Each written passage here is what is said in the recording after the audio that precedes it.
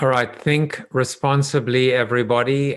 We are kicking it off. It's a Friday. It's a Friday. It's a Friday. It's a great day when we've got Christina Di Giacomo with us. And let everybody in. Welcome, welcome, welcome to the Zoom after show. I warned you, Christina. This is addictive. You're going to become Tom Morris now. So I can retire. Yeah, I'm hooked. I'm hooked already. I thought I was Tom Morris.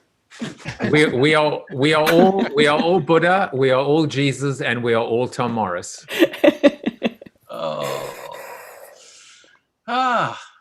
So how we do, Joseph? How was the timing today? I kind of ran a little long, maybe the first time ever. I thought the timing really was fine. I mean, I think the challenge was if I hadn't shown the seated soliloquy. Yeah. We probably would have been really close to about 104, 105. But I thought it was good. I mean, I think the important thing is to keep it to an hour, which is really hard. And my own sensitivity is that I want to make sure that everybody feels like they got an opportunity to talk. And I don't want anyone to feel like, oh, I didn't contribute enough. But what I have found as well, because remember, a big common theme here is forgiving oneself and not being so hard on oneself, because life can be so hard that there are people, and you would probably speak to this, that are just happy to like be sitting and listening, and that it's not just about talking all the time, right? I mean, if we've learned anything this year, Tom, it's about that. Although, I mean, you and I are still learning, but you know what I mean. Yeah, no, definitely. I thought it flowed really well today, Joseph. I think this number of guests is really appropriate for the community show. I agree. You've really settled on something good here. I mean, it could even be 4 people, and maybe it will be at some point. But how does everybody else feel? 4 or 5? I prefer 4 for the balance on the screen, just from the user interface.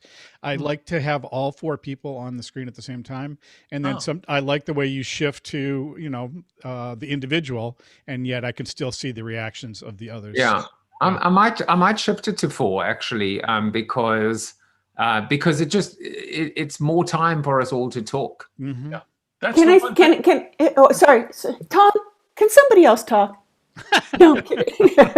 If it's absolutely necessary, Wendy, if it's absolutely necessary, go ahead.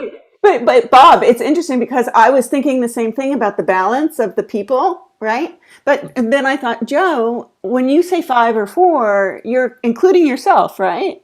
Or it's the 4 or 5 guests. No, it's 4 or 5 guests.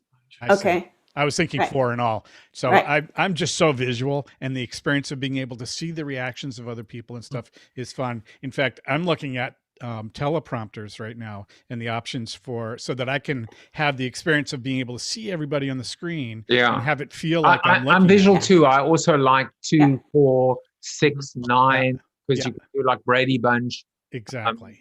I mean, I think 3 plus me feels maybe like I could. But I love the diversity, and I love the dynamic of a bunch of different people together. I mean, people that have been on the community show before, what do you think about that? To me, like Angus, I mean, you've been on a couple of them. It's like you never know who you're going to end up with. Well, there's that too. Yeah. Yeah. The chemistry, and then, especially a lot of us are speakers anyway, so we just can easily play off each other. Mm-hmm. And I think it's funny. There's an uncanny feel, like whether I've been on a show or whether I watch a show, like there always seems to be like a little bit of a thread that kind of runs through all of them. And that's just a little serendipity. Mm-hmm. I agree. It's like jazz, where people who kind of know what they're doing can play off each other. And you can do that whether you have a quartet, Joseph and 3 others, or whether you have that additional guest. I think it's going to work either way. Believe it or not, I held back several times today when I wanted the conversation to go on more about something Mark had said, or something Angus had said, or something else that was brought up. And so if we had... Congratulations on your restraint, Tom. Thank you very much. It doesn't look like it, but I'm very self. We believe it. So that would be it would be possible to air out things a little bit more with one fewer person on the screen. That's a good point. Yeah. Consider that. Yeah. But I think a key to it as well, and this is the hard part, and then we'll get out of the kind of this does feel like a good Howard Stern wrap up show where we are talking about the show. But one of the things that is so important is to try and get everyone to do their thing in 1 minute, and just keep. And I'm encouraging it, but I don't want to dictate it or mandate it, because then truly there is the ability to have a 5, 6, 7 minute conversation on each topic. And I think put a timer up, Joe. Yeah, I was going to suggest that too. I can't do that at the moment. Like, I don't have the. If I got Ecamm, I could probably then superimpose a timer on it. But I've been thinking about that as well. I use my iPhone as a timer. I set it today, and then I don't look at it. So if you, we know. Okay. Now, let me wait. Was someone saying something? I was asking if you were using OBS.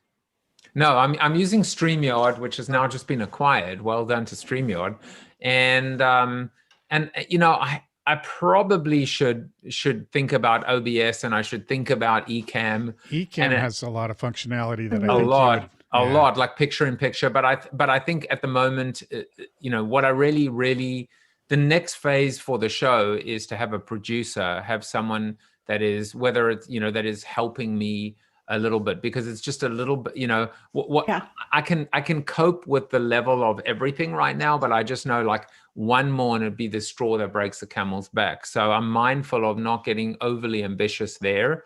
I do love, for example, this show today where I can actually bring in the 4 bites from the week. I think strategically there's value in that. Yeah, but also it does give you a real sense of the whole week that was Corona TV. And it does give someone watching on a Friday the ability to say, oh, I'd like to go and check that out.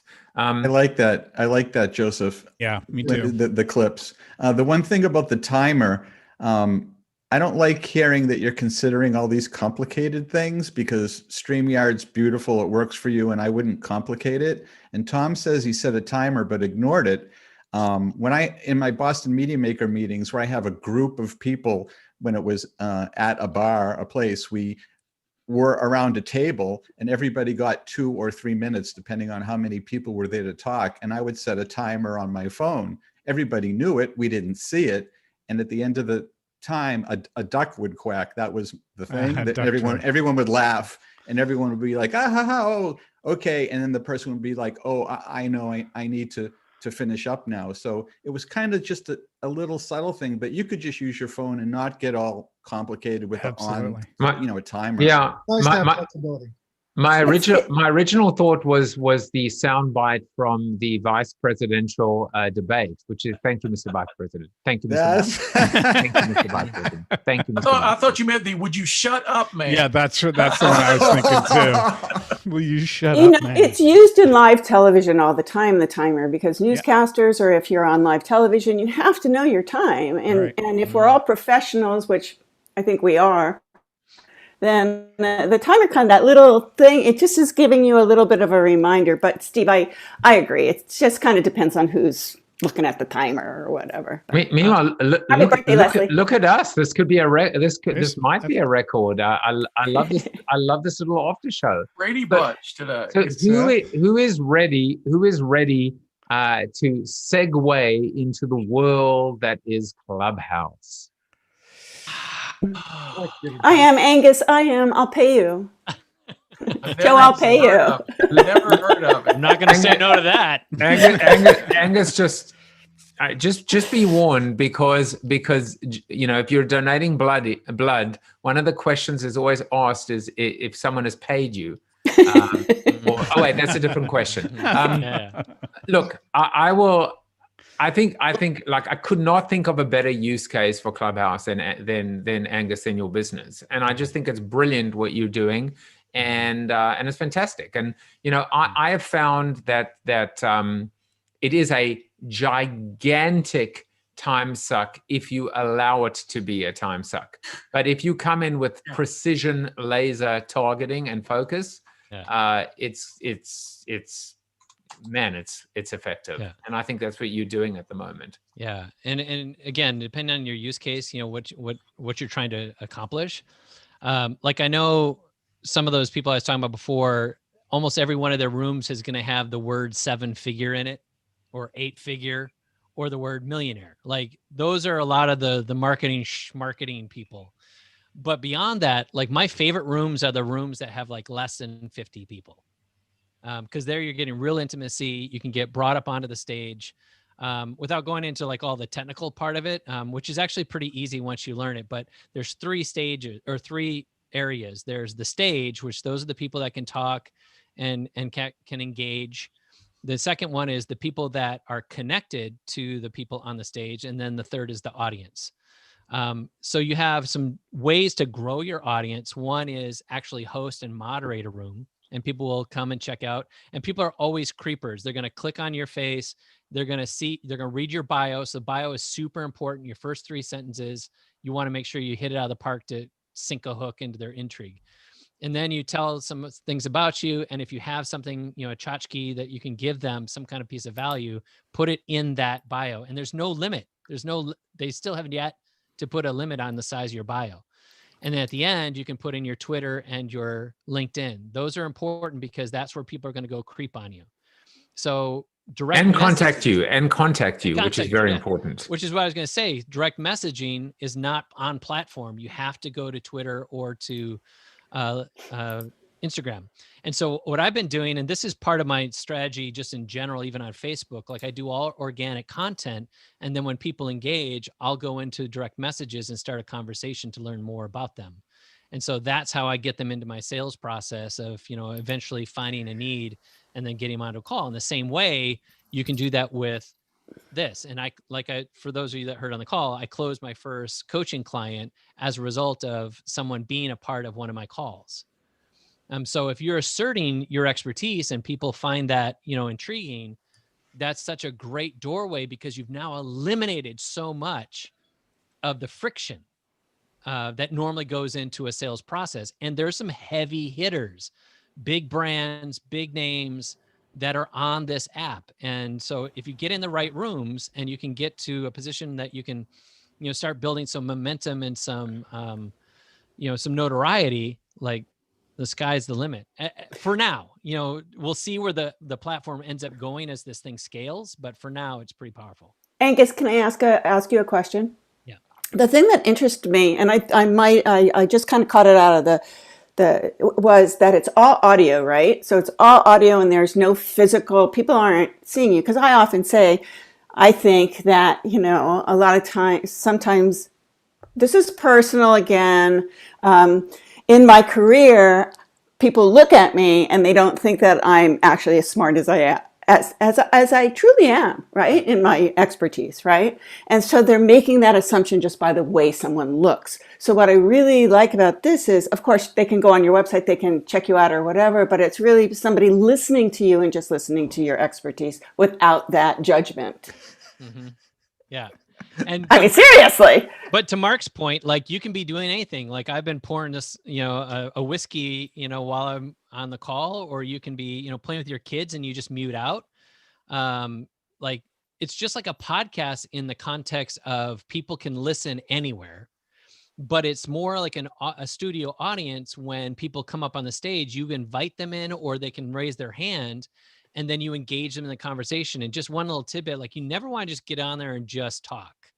Like there are some people that have been trying to do that with themselves or 2 or 3 people. And those are some, it has some place, but the majority of the culture is you get a couple of other people to join you in moderating and you facilitate a conversation. So you ask questions or invite people to ask questions, bring them up on the stage. And depending on your topic, like I'm finding I try and give people some bumpers because sometimes you get runaway trains and they don't even know what they're talking about after a couple minutes. So just kind of don't be afraid to like reel them back in. But I always say, like, if they're coming on, I'll say, please start your sentence with my problem is, or I have a question about. and then that way you can kind of like guide them a little bit Right. into starting the conversation or initiating more, value. Do you think, may I ask a quick question related to all this? Do we go into it with an objective or with a game plan, whether that is to be better orators, speakers, build audience, or do you think that we should just go and just figure out this kind of etiquette of how it all works? What would you kind of say to that? Should we go into it? So should we go into it thinking that we've got a game plan, we want to take something out of it, or because it's so new to all of us, and we were talking about 15 minutes ago about this is what blogging must have been like 15 or so years ago, just understand how it all works and have fun with it. Yeah, I'd say it's and both. Typically when you come on, every person that's on for the first 7 days is going to have a little party hat on part of their icon. So people already know you're a noob. And so like my first one, I was scared spitless. It was like dropping my first podcast. The first time I went live, I'm like, like freaking out. And it took me like 15, 20 minutes just to hit the button. It's kind of like that, but just say, hey, this is my first time moderating. Welcome to the room. Great to have y'all. Hey, I'm not the expert here. You're the expert. I want to invite you if you want to talk about this topic that I posted. And headlines, by the way, are really important. Writing a good headline that copy is what helps people come into the room through curiosity. And then once you get in the room, like I said, be humble about it, be vulnerable. People love that. And they will help you. There's just a spirit about the people that are on this platform who have been here for a little while, who will help you and they'll take you by the hand. That's just the nature of it. So will you invite me? Angus, will you invite me or not?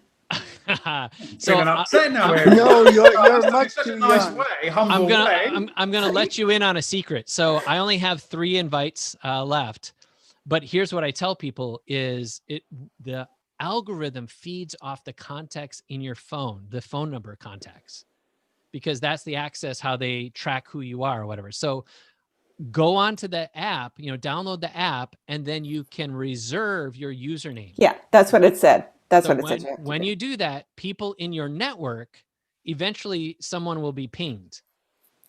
And it usually takes 48 to 72 hours. And it'll come up on my phone and it'll say, I might even have one today. Let me see if I have one. But in my network, how do they know who's in my network? I have to have your phone number and my contacts? Your phone number is in the contacts. And so if they're in your contacts, you give them permission to your contacts, it'll go through and go and find people in there. And then someone will say, oh, I want to let them in. And so they don't have to give up an invite to let you in. And forever on the bottom of... Joe, do you have any invites left? I'll check. So see that right there? Wait, Bob is showing something. Hold on. So Bob the green guy, right? So Bob the green guy is now in there. So whoever's in his phone contacts, if someone's already on Clubhouse, then they're going to get pinged and say, hey, Bob wants in. All right. So here's what we're going to do. My cell number, which I think you all know. Anyone not know my cell number? Probably me. Well, it's on my signature. It's on my signature. So it's that I sent you. So make sure that I'm in your contacts. And then here's what happens. I'll go check. I mean, I haven't been on in a while, but what happens is it actually says you have, so you probably know this, Angus, you have a whole feed of people that followed you or whatever, or followed you back, or you followed. And then it says, this person is waiting to come into Clubhouse. You can let them in without it costing you one of your invites. Yeah. Oh. Those are the people that I'm assuming are the ones that have reserved their names, and you are a contact of theirs. Otherwise, how would they have known? Yeah, that's a good point. Yeah. Good little workaround there. Yeah. And so like when we get that little thing, you have this stream and it looks something like this. It'll tell you all the people in your network. Let me see if I can get it to focus. Hold on, let me just remove Bob's pin. So as it comes in, you're going to see like, hey, so-and-so just joined. Do you want to follow them? So-and-so just joined. Do you want to follow them? And like, here's something I'm being very intentional about. I'm not following all the normal people I follow on other channels on purpose. Yeah. Because it just invites me to the same attaboy conversations. Now, for you, maybe that's advantageous, but for me, it's not. And so you can use this in a very different way in which you just follow, because whoever you follow, it will notify you when they go into a room or when they start a conversation. And so the notifications on here can be a little unbearable. So that you'll have to moderate. You can silence it, through the night or through the day. But the addictive nature of this is you see somebody on there like Brian Fanzo. I love being in a room with Fanzo. It's always a good time. It's typically like he doesn't talk about the same crap that he does on every other channel. Like we've been in conversations talking about faith. We've been in conversations talking about manhood. We've been in conversations talking about new people coming on. See there? Blah, blah, blah. Free to welcome Rohit Bhargava. It says, there you go. Cool. they just signed up for Clubhouse and we'd love for you to walk them in. They're so evil. I mean, smart. Yeah. And then they come back after you let them in, or if somebody comes in new, they'll ping you and say, hey, your contact just joined. Do you want to jump in a private room and give them a quick tutorial? Like that's part of the culture is they want you to teach your friends how to use it. So Angus, you don't have to answer the question, but how much time would you say you're spending in Clubhouse on average per day? I'll actually tell you. I'm going to my Should settings. I use my name? Should I use my name, Wendy Cooper, or should I just stick with my brand? I don't want to. What's your brand? Wendy Cooper. Yeah. Well, my company is C-Spot Run Productions, but wendycooper.com is my website, and I have everything in one place. Just put it in your name, and then once you get in, if you see there's a business reason to change it, you do get to change your username once. Okay, cool. So my total screen time on Clubhouse since Sunday is 13 hours and 41 minutes. So what's that average? That's 5. So I'm usually there 3 hours a day, 2 to 3 hours a day. But as of this morning, my wife just gave me permission to spend more time there. The fact that I just made a sale, she's like, it's a use case. You have my permission. So yeah, but it's just brilliant for you. And, because there is the added, the intimacy of voice with the anonymity of no video is just like it's just perfect for, especially for people that so desperately need help and want to talk and, are feeling, I mean, from a mental health standpoint, but also from an enlightenment standpoint, it's just terrific place for you. Yeah.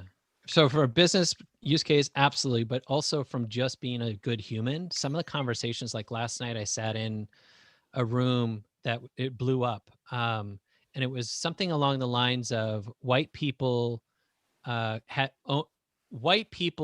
themselves calling white, what is it?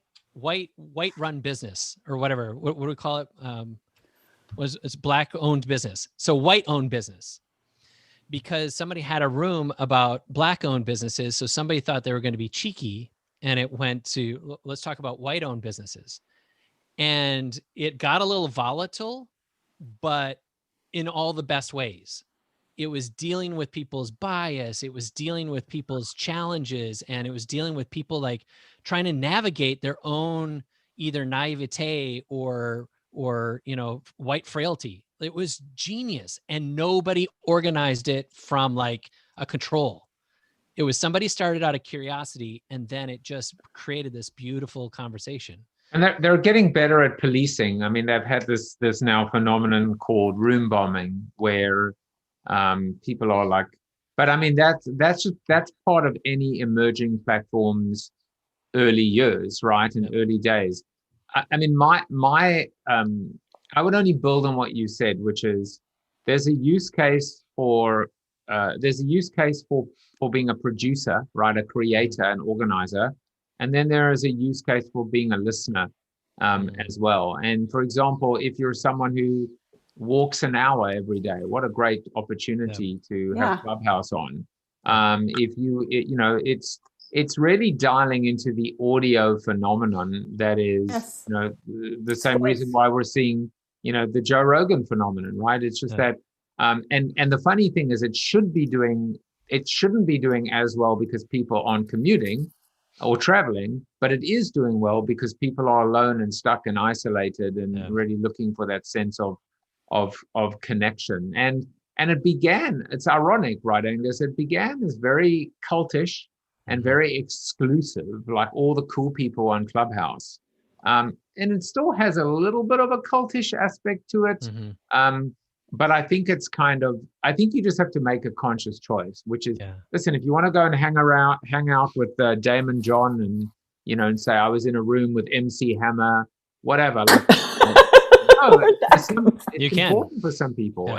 But then you can, I was in one room with Aziz Shah, who you can have people that are like the Surgeon General of, or the new Surgeon General of, in the new administration. So I think that's becoming less of an issue, and maybe more, but it's, listen, I would also say, for a guy like Mark Masters, who's on one track, for me, that's on one track. Clubhouse, if Clubhouse can't enhance that track, it's probably not worth it. I mean, I'm thinking out loud here. Like for me, I can't. I put all of my I put all of my eggs in one basket, and so like I'm very mindful not to get too sucked into the Clubhouse rabbit hole, but it is a beautiful rabbit hole. Yeah, and I think I'll say the last thing. One room that just came up, incredible copywriter. His name's Sean Vossler. If you've gotten sucked into things, he's typically written it. And the room he opened up is marketers talking about marketing to marketers. Can I say something? Perfect. Angus, yes, perfect. That is so perfect. And for me, what this is, okay, because I've been podcasting for a long time, but I also came from the live video streaming shows, right? And live, all that. Okay. Podcasting now is it's growing so much and it's so saturated. It's so very difficult to really build an audience. But the other thing that podcasting doesn't allow is it doesn't allow engagement. It doesn't allow this conversation to happen, to even get somebody to send you a freaking email as a podcaster. It's like, it doesn't happen because it's a very different medium. It's done when you're walking or you're playing with your, that's podcasting. I get that. I'm very much into the voice world also. But this Clubhouse seems to me to be the solution in a weird way, in a very different way, of the engagement that doesn't happen with podcasting while using the voice medium, right? And then really being able to kind of have marketers talking about marketing with other marketers. I think that's genius. That's awesome, right? But it gives you this ability to, yes, be anonymous, but then really express yourself at the same time while also networking. I really think Clubhouse, now I haven't been there, but it's just another avenue of maybe you can really make that work for you when podcasting really isn't working for a lot of people now. It's not. It worked. But now it's oversaturated with celebrities and big names and built-in audiences and, things like that. And it's very difficult to get a podcast to actually, surface. You know that. Everybody should know that, right? We all know that. Am I the only one that thinks that? But don't let that be a limiting belief. This is the coach coming out of me. If you have something to say and it's worth saying and people fall in love with it, you build an audience. Yes, that's all great to say, coach me to death, but it's 12 years now. And I'm going to tell you, I had thousands and thousands and thousands of people watching my show back in the day. Now, when I switch it over to podcasting, it is a different animal. You have to put a lot of marketing into getting anybody, and it's thankless because people listen, but they don't engage with you. They can't engage with you, right? Yeah. So that's what I'm saying is Clubhouse kind of solves that problem of you actually get to engage in the audio format. That's I think you'd love it. You will actually absolutely love it. Mm-hmm. Mm-hmm. And sorry, I gotta go. If you have any other questions, I have a mastermind that started like 8 minutes ago, and they're like, "Are you coming?" I'm like, "I'm sorry, sorry." No, it's 30 minutes as well. Thank you, Angus. Yeah. Thank you, Angus. That was really generous of you. You bet. If you need anything else, let me know. Bye. Cool. Thanks. All right. So I will another just 5 minutes if you would like. I just want to say some hellos. Hello to Carla Johnson, and who else is here that I haven't said hello to on the show, or Seth is here. I'll just say hello to Monique. Manif, our newest member of our family, Christina, is here. Hey, Joseph. Yes, Mr. Hello, Golf. Steve. Is there time for me to do a show and tell? Yes. Yeah. Okay, good. Because my branding has always been Steve Garfield from stevegarfield.com. That's brilliant. And That's always it. should be. And so, like the painting, I have this. Oh my God, that's awesome. That's just. This was made for me at a trade show. They made big posters like this of all social media people, and then we were at their booth, and we didn't have to be at their booth. Wow, that's awesome. That's And very then, awesome. if you want my book, the publisher gave me this, and I was like, at a trade show, I was like, I got to take this home. So I took this home on a plane. You were seen. So Yeah. I kept that. I love that. Those are my show and tells, but it's That's- always been Steve Garfield from stevegarfield.com. And You should always, I mean, can you That's imagine always taking that on a flight with you? And you're like, Yeah, you should always. Right? under the guise of, no, I'm just transporting this. I was at a trade show, but you aren't. And then you're like, That's what a great way to hysterical. get seen. that you tie Mark today for best show and tell. I mean, that's just. I need to pretty see an awesome. ID. Is this good enough for you? Here's my Yeah. ID. There's Yeah. my picture ID. Can I get one of those for my wife? I think she could put it at the dinner table, and rather than look at me, she could have Steve Garfield to talk to. So Send everyone, me your address. everyone liked the show today. Anything you would change? I know we started off today discussing maybe should there be less, should there be more, etc. Well, I didn't get to talk enough. I mean, other than that, I thought it was a great show. And Monif's got a thing. Monif, what did you think? I have a small idea that I have just come across recently, which was adopted by Webby Awards. So the nominees come with 5 words only to say on stage. So maybe if you wanted to do like 5 sentences or 5 topics or 3 or 2 or something like this. That just I love that idea, but Tom Morris could never be on the show again. Well, you could just That would mute be him. the tragedy of my life, you know. So what would I do at midday every day? I'd be wandering the street. No, I think Tom, Of course, that's what Socrates did. But of course, that got him poisoned. So yeah, I'd rather be here. I think the answer actually, timing wise, is either to have an overlay of a clock and build that into the show and make it very like, you know, almost, Or you could have a thing that goes like this. or Flash it on the screen, you know. Well, you know, the bottom line, the message, the best practice is whatever you do, just as long as you communicate it to your guests and they buy into it, and eventually it becomes part of the lore, right, of the show, right, which is even the concept of the hook. You know, as long as it's integrated into the show and everyone realizes this is part of it. So it could be the duck quacking on this. Have an egg timer hanging next to your head. Or it could be Bob muted.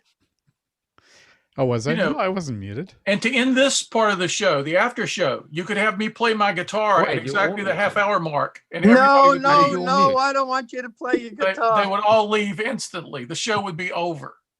No guitar you know what? for You all Tom. muted for a second. Was I talking over you? Of course. Isn't that always the way we do things? No, everyone was muted for a second, and only when I saw that's weird. Bob. What did you say? I said have a 3-minute egg timer, or you know, some sort of sands through the hourglass kind of. That would give me an extra approach. minute. I love that idea. That's a genius idea. Yeah, there you go. A Steve's- 3-minute egg timer. If I could find a 6-minute egg timer, it's priority mail at Joseph's house. You know, it would be cool as well is maybe just use a second camera, right? Steve Garfield from stevegarfield.com. A second camera with the egg timer. There are lots of things, but When you say second camera, you mean a second Feed. guest on here? Yeah. right. You know what I So, mean? so Yeah. actually log into StreamYard from my mobile phone, Yeah. for example, and just have that fixed on a little egg timer. Done. That was easy. Who's going I to eat all always the used eggs is the question. I used timer for my kids when they were Bye, young. Carla. And I would, oh, bye, Carla. It was good to see you. It's for president. Yeah, oh, really. It started that already. Look at the dates. Look at the dates. Hi, Carla. All right, I'm going to Amazon to type 5-minute egg timer. Let's see. Oh, I shouldn't. Sorry, Wendy. Don't. You okay? I said sorry. I called. You have to watch for my. I'm going to do a live video of. I got a light box, so I'm in my weird Poshmark studio here at home today because we have no electricity in the rest of the house. But Joe, oh my God, you have no idea what's happening with Amazon. I was contacted by the law firm for antitrust. It's crazy. I'm on Amazon and they're really kind of screwing me around. So that's what Joe's talking about. But anyway, order away, Joe. Just order away. Well, I can buy, I can, for $17 on Prime, I can get a 1, 3, 5, 10, 15, and 30-minute egg timer. Or, I have a timer. I do like the idea of it. $3 at the local, hardware store. I do like the idea of the timer not necessarily even being visible, and just have it be an auditory thing that the eggs. I mean, in Steve's idea, having the duck quacking, having something so that it sort of repetitively keeps going, and it's not you. That's the thing.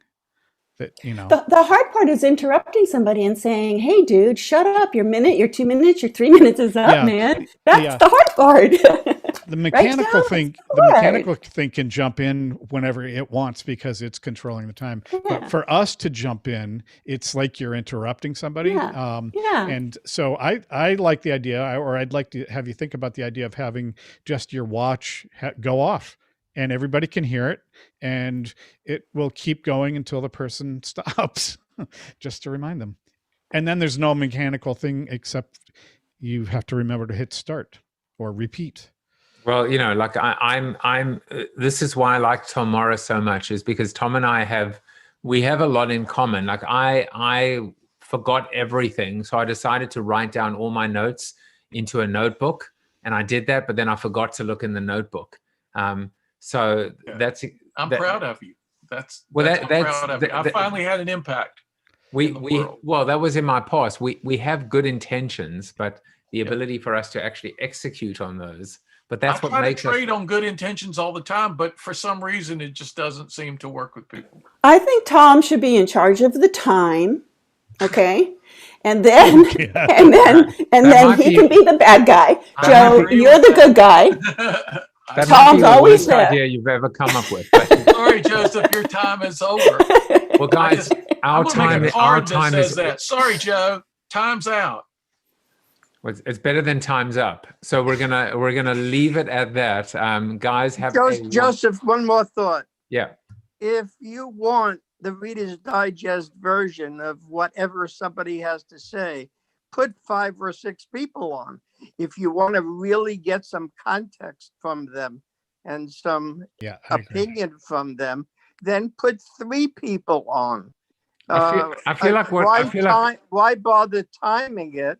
Just control the amount of people that you have on your show. Right. That's at the essence. Or what if I had a daily show, a daily interview-based show where I have one guest on? Let me think about that. No, I think Stephen's actually absolutely right. I think you need 3. Can I just say, you've got a good guest next week. Who've you got on next week? Tell me again. He's awesome. I've seen him deliver in front of a room of other freaky stuff. Oh my God, Michael John Henry Brown. And say that a bit closer to the microphone again. Michael John Henry Brown. This could be a timing problem with just all the names. I mean, that's just a lot of names. Michael John Henry Brown. Hey, Steve. Yeah. Steve Garfield. And Bob, do you think, Joe, you need a producer? Yeah, I know. You need a producer. That's what you need. I know.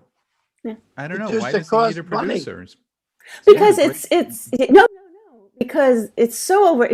Joe, I often think about, you do your daily show, you do your run-ups to it, everything that you have to have in it. It is mind-boggling how you find the time to do everything that you do for CoronaTV. I'm going to leave you with this thought. In Michael John Henry Brown's video, which is so good that I might even play the whole damn thing when I introduce him, which is like 3 minutes. He says something like, he ends it by going, and I'm prepared to help you with all of these things and give you all the advice and the tips you need in exchange for money. Good, mate. He's good. I'm thinking the name itself must be his stage name. There was like 17 names, and it's all. But everyone is just leaving, fleeing from the Zoom after show. So where am I supposed to go? Where am I supposed to go? Tom, you have really nothing to do. I just sit here waiting for the show every day. All right, I have a blank screen. I just want to. Bye, guys. I just want to say that seriously, several times over the weekend, I log back into this and I see Tom Morris just going there. Come back, somebody, come back. Hello? Anybody? Hello? Is anyone? Is this Clubhouse? I log more hours here than is this Clubhouse? And there's nobody here. Okay, you guys have to have your own show. You do. You just have to have your own From now on, I'm going to I'm rebranding. Sorry, I'm debranding the Friday shows. I'm calling it Corona Clubhouse. Oh. You, I see the trademark battles right now, Yeah, we'll be there for you, Joseph. The entire last 60 seconds of the Zoom after show will be the new intro to Corona TV. That'll keep me occupied. Oh, God. Have a nice weekend, everybody. Thanks, Joe. Thanks. It was fun.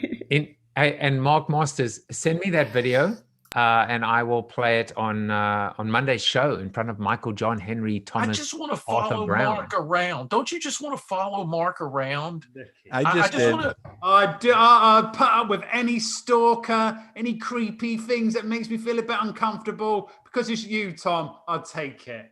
All right. Good. Goodbye.